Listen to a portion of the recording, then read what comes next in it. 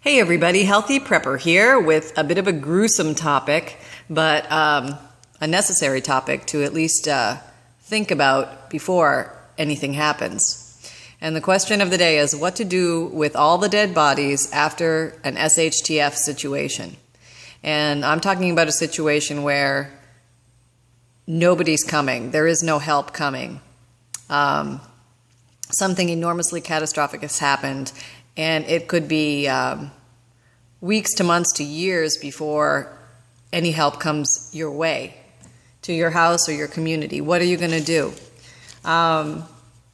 Initially, there's just going to be an occasional dead body here and there where somebody may run out of medication or, somebody dies, they get shot, who knows. These individual bodies may not be that hard to deal with. Possibly personal family members will take care of this, digging graves, handling that. But eventually, there's going to be more and more as resources run out, medications run out, more chaos ensues, more civil unrest occurs. We did see what happened in Haiti after the earthquake, where over 200,000 people died very quickly. They had a huge emergency in regard to what to do with all those bodies. And as we know, their result, what they did was they created mass graves, and they put the bodies into mass graves and buried them. And it does make a lot of sense. You have to look at the alternative. What is worse, leaving all the dead bodies in place. When you do have a lot of dead bodies around that are not taken care of, that are just left in houses, on streets, in stores, the amount of animals that will be coming around because they will be smelling them, vultures, coyotes, any kind of scavenger animal or rats, enormous amounts of insects will start to be drawn to these dead bodies, and it's very critical for the health and well-being of the remaining live people that something be done. So it's kind of, you really have no choice. You have to do something with them. So in general, humans are compelled to handle the dead. Funerary rites have been documented way back in history. It's something that we humans like to do. If we're put in a situation where we have to bury mass amounts of people or do something with mass amounts of dead bodies, a lot of these ritualistic rites will have to be put on hold just due to the mass quantity of what is having to be dealt with. So I would recommend that everybody think about where they're living right now and ask yourself, what would you do if there were enormous numbers of dead bodies to be dealt with? Where would you put them? Would you, like for example, not too far from us, there's a golf course. I think that would be the most logical place. And the community could take dead bodies on carts, perhaps, and roll them to a golf course where a mass grave could be built. Now, this would be difficult because we wouldn't have, after an SHTF situation, we wouldn't have backhoes or bulldozers. Fuel would be extremely valuable and scarce, and you'd really have to ask yourself long, hard questions about, burning bodies versus burying them. And I would personally opt to bury them because we need our resources for the living. It would be backbreaking, painstaking work to dig trench graves, but that's what would need to be done. The other option is you could take a house where nobody's living. If they have a pool, if the pool is empty, or it could be drained, you could place dead bodies in there. That's, in a sense, a grave already. It's deep, and you could cover the bodies with dirt, layer them as they go, although you would want to keep them at least 5 to 6 feet deep so that they wouldn't get unearthed for any reason due to, let's say, torrential rains or animals digging in there, something like that. But I've been, looking at a lot of the different recommendations and looking at what the World Health Organization has to say and global health organizations. And there's a lot of conflicting information out there about what to do. And, first of all, obviously, you have to be absolutely sure it's an SHTF situation where no help is coming. And you also, it would behoove you to, if it's just a few bodies, that you can attempt to identify who they are. If they have any identification on them, perhaps remove the identification or mark the grave site in some way, or put the identification onto the grave site so that possibly somebody who's coming back to see if that person is there can at least find where that person might be. There will be a tipping point here where there are more bodies and this becomes, just not feasible anymore. You just have to deal with the numbers. But it's very important also, you want to remember that when you're handling a dead body, there's a lot of myth out there about whether dead bodies are dangerous or not. And really that comes down to, why did they die? If they died from some type of pandemic or a disease, yes, you're going to handle them much differently than you are somebody who's died from a gunshot wound or ran out of insulin or something like that. But since you really never know who has been exposed to what, or who, or what they died of, it's wiser to assume they have a communicable disease. For example, they may have had hepatitis, they may have had HIV, they may have had tuberculosis. There are other diseases that they might have. And when somebody dies, they lose all muscle control. And when you go to move the body, there's a good chance that urine and feces will spill out of the body cavities. So your likelihood of getting a little bit on you is great unless you take great precautions.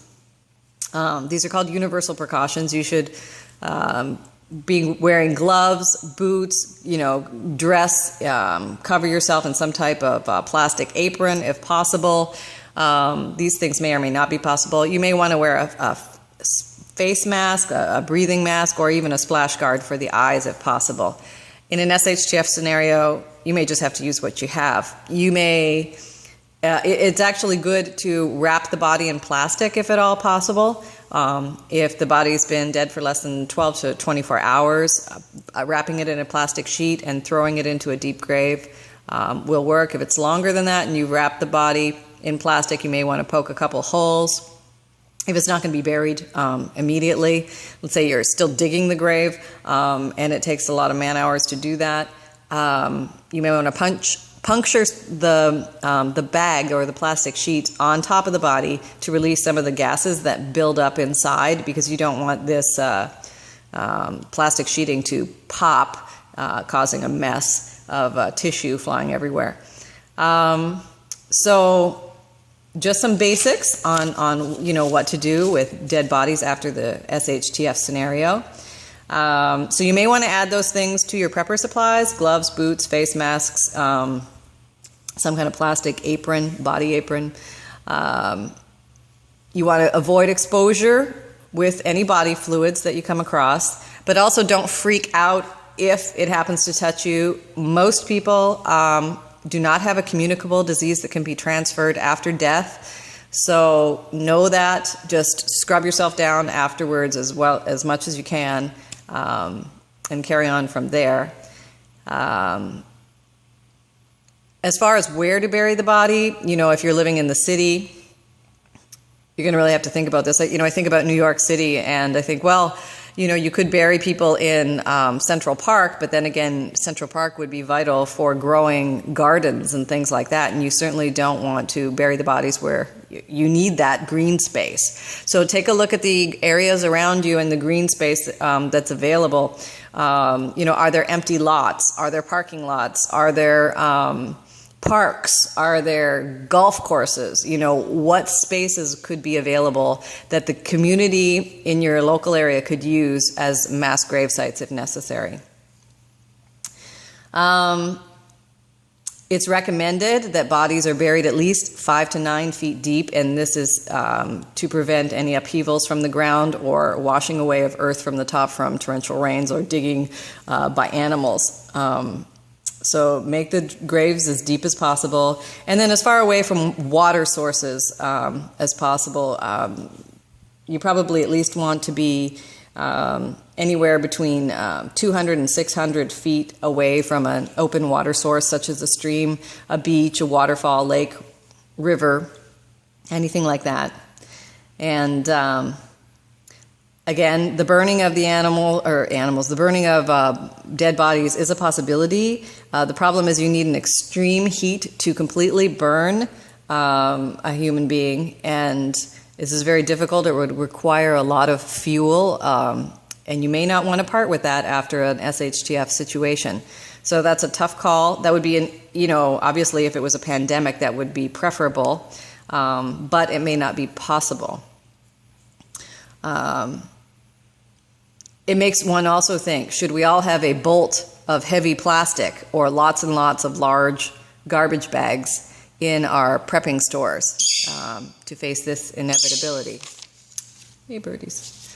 Now, when you put a body in the ground that's not encased, has not been embalmed, it's not been encased in a coffin or in a concrete case in which the coffin goes in, there's a small risk of diarrhea because as the intestines bloat and the bacteria that's inside of the intestines does migrate out into the local soil, it is possible that this could get in the drinking water and cause illness. But hopefully you're already treating your drinking water from whatever source you're getting it, and this should readily handle most contaminants that are bacterial in nature.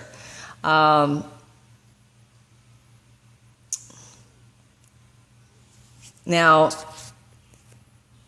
it's very, very important to know that it will be a bit of a race against time.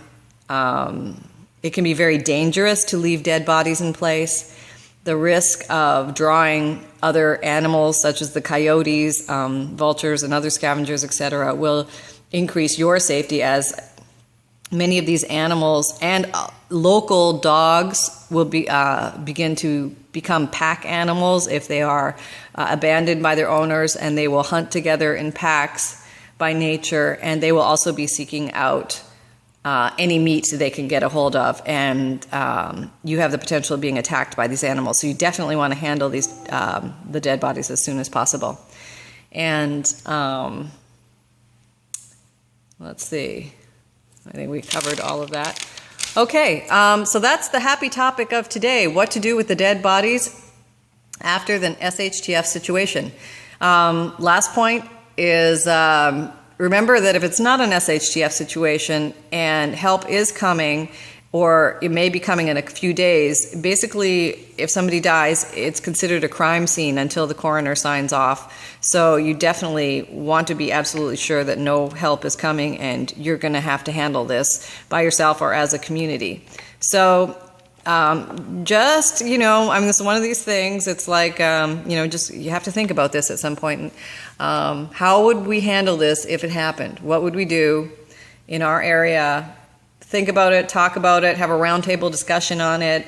There's a lot of information out there, and just kind of tuck these in the back of your mind, and then be off on your day. So there you go, folks. Happy and healthy prepping on this lovely topic of the day. Take care, everyone. I am very intrigued to hear your thoughts on these matters, as many of us have actually dealt with dead bodies in some way, shape, or form through careers or service and such. And I would love to hear about your experiences or what you've learned, what to do and what not to do along the way. Thanks. Take care, everyone. Happy and healthy prepping.